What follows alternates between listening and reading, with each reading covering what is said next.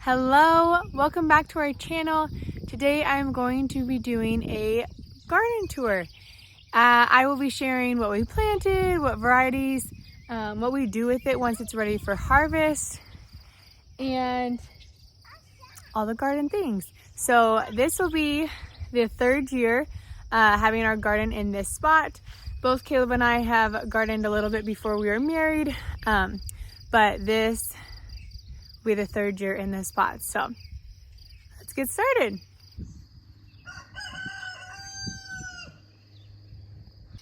So we obviously do enjoy eating fresh vegetables and fruit out of our garden, but more motivating to me is being able to preserve what we grow to last us through the winter, or at least that's the hope, is to last us through the winter to the next year, if not a little longer, to have extra.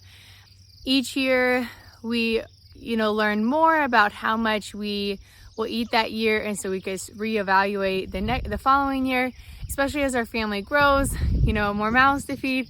So every year you just have to look and take an inventory of what our canned goods are. So I'm gonna start at probably the weaker part of our garden, but I'll explain why. So these are our little celery plants. We started these from seeds, got them in the ground later than really they should have been, but we don't really eat a lot of celery, so it's not a big deal. It's more just a little experiment. And then we have our radishes. We've already been eating out of the radish patches, you can see. I need to actually get another row started, but I don't like fresh radishes. So if you're in the same boat as me, you can bake or saute them, and that will bring the sweetness out and take away a lot of the bitterness, and they're actually really good that way. So if you're wanting a fast growing vegetable but don't initially enjoy radishes, maybe give that a try.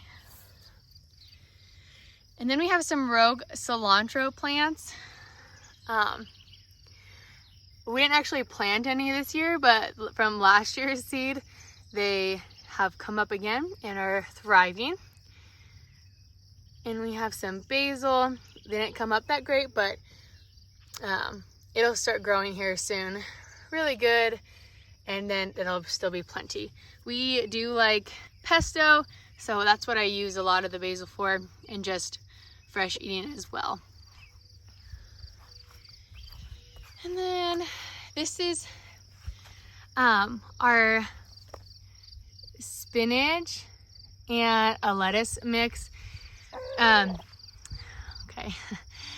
These crops especially like colder weather, so it's getting hot, and we got them planted a little later, but again, sometimes it's all just a learning curve, and we will start picking off of them and eat as much as we can until it gets too hot.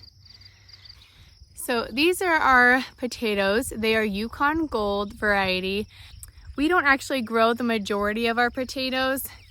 My mother-in-law does, so we just more do it for fun to have some in the garden, and more for fresh eating. But about, I think it was 2 years ago, we bought seed potatoes from the store, and we cured the potatoes and kept them over the winter, ate them through the winter, and then in the following spring we planted them again. So that was last spring. And then when we harvested the potatoes in the fall last year, we kept them again over winter. We're still actually eating off of them right now. Yes, they're highly sprouted. I'll explain our cold storage situation, which is not anything special or that great, but they're still actually really good. But anyways, we used those potatoes and planted them again this year. So it's a really cool thing about potatoes. So our cold storage is not really cold storage, but our upstairs is not, there's no vents up there, so it's not really heated. So during the winter, it's cooler up there, and so we just keep the potatoes in potato sacks and put them in a closet and have something over it so there's no light. So it's not perfect, it's not ideal, it's not really that great, of cold storage, but like I said, we are still eating out of it. So it works okay. You guys, you just kind of got to do with what you have, and also to keep in mind what varieties are good for storage. So there are definitely a lot of potato varieties and other things, onions, garlic, and such, that are not made for storing. So just keep that in mind if you're looking to keep it throughout the winter. So here is our garlic. We have 4 rows of garlic, which is more than we planted last year, because last year I think we probably had 2 rows and it certainly did not last us very long. Now most times for a garlic, oh hi cat. Most times for a garlic, people plant the bulbs in the fall and harvest them the next year. But for now, it doesn't really work with our garden setup. And so we got these this spring and planted them, and they still do really good. So they are, I'm pretty sure, a soft neck variety. But they are made for planting in the spring, or so the package said, and they do really good. So now we have our carrots. I have thinned this 1 row, but I still need to do this 2nd row. So I learned how to pressure can last year, which has kind of changed the game for our preserving and what kind of plants we grow more of. So a lot of these vegetables I can now, because we were mainly freezing them before, and now I can can them, which is really nice. And we just about did our carrots right for how much we ate during the winter. So we're doing about the same this year. And yeah, we really like how they turned out. And then we have onions. So we did start our own onions, but when it came time to planting, they just really were not that big. They didn't do that great. And so I did end up going and getting some from the nursery. And again, with onions, not all are meant for storing. So remember to get a variety that is. We have some yellow onions and some white onions. Those are the kinds we like. Okay, so this is our sweet corn patch. Sweet corn has got to be probably one of our favorite things to eat out of the garden, fresh, frozen. I did can quite a bit last year as well, which we do like, but it's hard to beat frozen sweet corn. So I'll probably freeze more of it this year if we have the freezer space versus canning, but I still will do some canned because it comes in handy for a lot of things. So we have 4 rows of sweet corn that we planted. We succession plant them, so we have 4 rows that we planted about a month earlier than these 4 rows. That variety we really like, we get from a seed dealer. And this is actually a different variety that is an organic variety that we're trying out. June, no.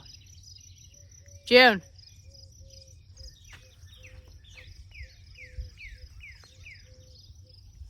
Out. Out.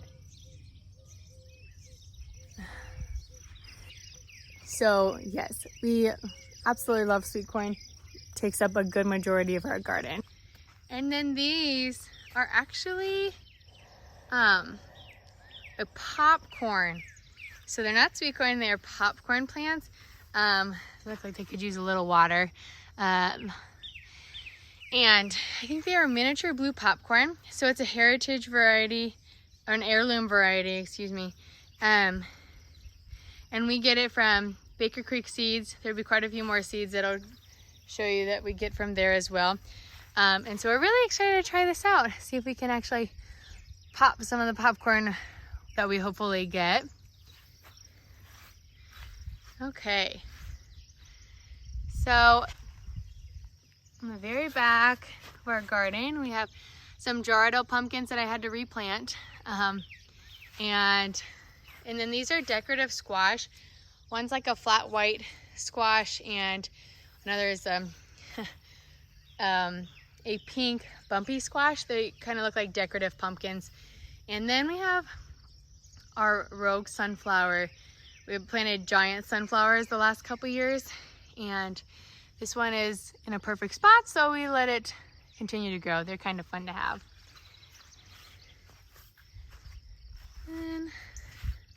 And I do actually have more decorative pumpkins planted somewhere else because I love having them for the fall. We actually have so much pumpkin puree still in our garden, so we don't need any, don't really need any more of that. But there's a cucumber plant. I know it's looking a little rough, but we'll see how it comes out of it. And we're trying to trellis this year, so we'll see also how that works. And this is our yellow squash. It's got quite a few on right now. We love frying these in cracker crumbs. So we love those for fresh eating. They are not a storage squash. Then here's a butternut squash, which I've never planted before, but I'm excited to try some fall recipes with it. So we planted 3 mounds of watermelon. I absolutely love watermelon. Growing up, my dad would grow the biggest watermelon patch and we would eat them right out of the garden, which is my absolute favorite. My husband prefers them cold out of the fridge, which to each their own. But we planted Crimson Sweet, which we always plant. And then this year we tried Sugar Baby, which are supposed to be smaller watermelons, which might be more fitting for our family and be able to go through them a little bit easier than a huge watermelon. However, 2 of the mounds, we started them from seed, although you can definitely just put them in the ground. And 2 of them weren't doing well, so I actually replanted them with a different variety or different seedlings, and I did not pay attention to what I put in there. So we will find out if we have any Sugar Baby, if we have mostly that and no Crimson Sweet. I don't really know, so we'll just see when that time comes. Either way, we'll be stoked to have some watermelon. Another thing about our watermelon is I've been bummed the last couple years because we haven't really gotten much for watermelon because they've gotten taken over by our squash plants and pumpkin plants. And so this year what I did is we always put about 3 seeds per mound when we're directly planting it in the ground. And we've never plucked any of the seedlings. We always just leave them all there to grow. And this year I did go through and leave the strongest one and pluck the other 2. So now we will just have 1 plant of each, squash, cucumber, things like that. And hopefully that will take over less and we will get some watermelon. Our green bean patch is one of the plants that has benefited a lot from me learning to pressure can last year, as now being able to can them, we use them a ton during the winter. And so this is actually the same size, the same amount of green beans we planted last year. However, last year I kind of got to the point where it got really busy and I thought I had enough green beans planted, and so we just kind of enjoyed them for fresh eating, and that was it. And I let a lot go, and I should have canned so many more because it did not last us as long as I was hoping. So this year we planted the same amount. I just will make sure to basically can every bean that it will give me. So our pepper situation this year has been interesting and troublesome. We planted 8 plants, different varieties. We started from seeds from Baker Creek. So like a brown jalapeno, some different kind of bell peppers and peppercini plants. And we were really excited about them all and they were looking really good. Got them in the ground and something ate and chopped off 7 of our 8 pepper plants. This is our one survivor and it is doing so good. It's a bell pepper. And then I just got 3 jalapeno plants from Menards and another bell pepper, I believe. And so we won't have the same varieties. But then I did see that this one, which is a brown jalapeno plant, came up from where it was clipped off. You can, I don't know if you can kind of see, yeah, it got clipped off. So we enjoy peppers mostly for fresh eating, so it'll be okay. And then here we have our shallots. These, we still have some, they stored really well over the winter. If you don't know what a shallot is, it's basically a cross between like garlic and onion. And so we did buy these from the nursery, and they are doing very well. And to our broccoli patch, we planted more broccoli this year. We just blanch and freeze broccoli and eat it fresh. We did start all these from seed, and they're doing pretty well. You can see they're starting to get some bugs and stuff. When it gets hot, it's really hard to combat bugs. We do put some diatomaceous earth on them, but it's just, they just attract them. So something we deal with, but hopefully we will get a lot of broccoli. We also like to plant some more fun varieties or fun plants, and one of those are peanuts for us. So peanuts are not that big of a thing in Nebraska, but we have planted them, and some years they do really good, other years not so well. But regardless, they're still fun to plant and really fun to harvest. This year they are not looking as good as they have in the past years, but they were getting eaten on by something. And so now they are starting to finally fill out. And so we shall see how they harvest, but it's more for fun, so it's not a big deal. But I did see our cat come out with a ground squirrel, and we have not had any issues with it since. So maybe that is what we are dealing with. So we started all our tomatoes from seeds, and we got these. They're an heirloom variety, all of them are, and we got them from Baker Creek again.